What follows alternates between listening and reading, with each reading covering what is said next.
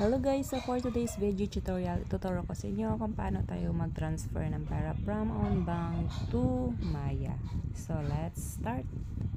Una guys, syempre open nyo lang ang inyong Onbank. As you can see guys, may balance tayo dito na 5,247.26.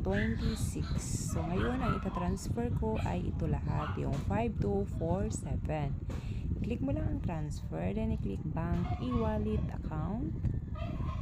So, kahit alin naman doon sa dalawa guys, then i-click ang select e-bank at hanapin dito si Maya.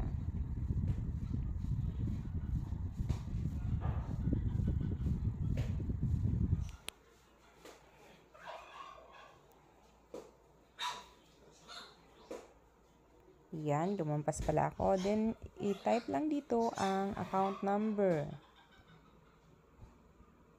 Make sure guys na tama.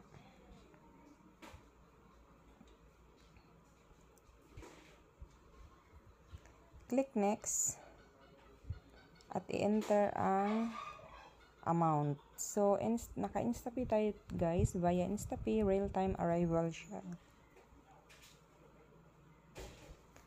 Click transfer. Then, i-click dito ang inyong password sa inyong own bank.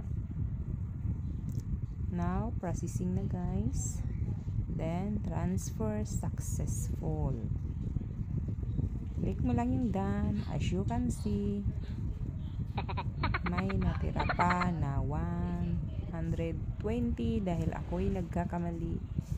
5,127 yung inano ko lang nilagay ko. So, titingnan ko dito sa aking Maya guys. I-open natin.